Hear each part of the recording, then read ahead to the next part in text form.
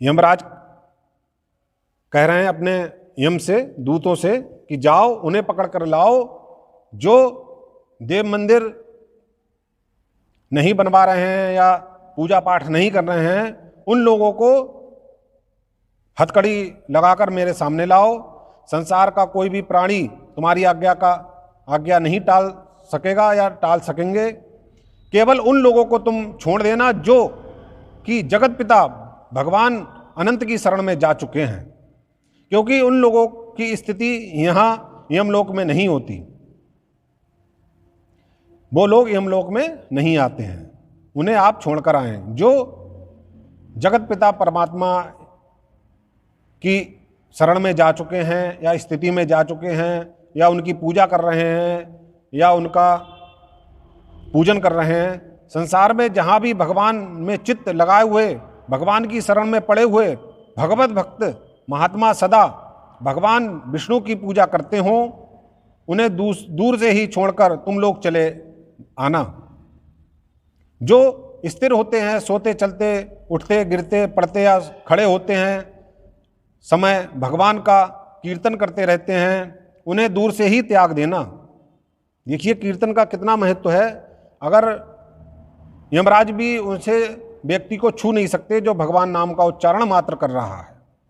जो भगवान विष्णु की या किसी देवी देवता की पूजा अर्चना करते हैं प्रेम भाव से, तो उन्हें यमलोक यमदूत भी छू नहीं पाते, सीधे वो भगवान के नित्य धाम में प्राप्त होते हैं। जो नित्य नैमित्तिक कर्मों द्वारा भगवान जनार्दन की पूजा करते हैं, उनकी ओर तुम लोग आंख उठाकर भी देखना नहीं, क्योंकि भगवान का व्रत करने वाले लोग भगवान को ही प्राप्त होते हैं, या भगवान की पूजा करने वाले लोग भगवान को ही प्राप्त होते हैं, ऐसा कहा है। जो लोग फूल, धूप, वस्त्र और अत्यंत प्रिय आभूषणों द्वारा भगवान की पूजा करते हैं, उनका स्पर्श भी मत करना, क्योंकि वे मनुष्य भगवान श्री कृष्ण के धाम को पहुंच चुके हैं, पहले से ही पहुंच चुके हैं। जो भगवान के मंदिर में झाड़ू या लेप या बुहारी लगाते हैं, उनके पुत्रों को भी तथा उनके वंश को भी छोड़ देना। आप देखिए झाड़ू पोछा लगाने का कितना महत्व है, कि बताया गया कि उनके कुलों को भी आप यमराज के दूत, यम के दूत, उन्हें छूना भी नहीं है आपको। जिन्होंने भगवान विष्णु का मंदिर बनवाया हो, उनके वंश में 100 पीढ़ी तक के मनुष्यों की ओर तुम लोग बुरे भाव से ना देखना। जो लकड़ी का, पत्थर का अथवा मिट्टी का ही देवालय भगवान विष्णु के लिए बनवाता है, वह समस्त पापों से मुक्त हो जाता है। जो भगवान विष्णु का मंदिर बनवाता है या किसी देवी देवता का मंदिर बनवाता है, वह अपनी बीती हुई 100 पीढ़ियों के पितरों तथा होने वाले 100 पीढ़ी के वंशजों को भगवान विष्णु के धाम को पहुंचा देता है। भगवान विष्णु सप्तलोकमय हैं, 7 लोक हैं जो, तो उनके जो विधाता हैं वो विष्णु भगवान ही हैं। उनका जो भगवान विष्णु का मंदिर जो बनवाता है, वह अपने कुल को तारता है और उन्हें अक्षय लोकों की प्राप्ति कराता है, और स्वयं भी अक्षय लोकों को प्राप्त होता है। मंदिर में ईंट के समूहों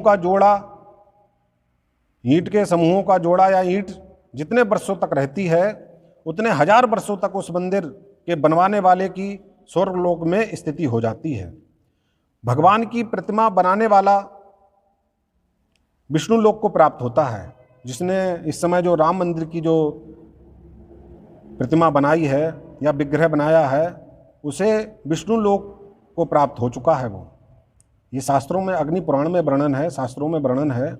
उसकी स्थापना कराने वाला भी भगवान में ही लीन हो जाता है, और देवालय बनवाकर उसमें प्रतिमा की स्थापना कराने वाला सदा भगवान के लोक में निवास पाता है।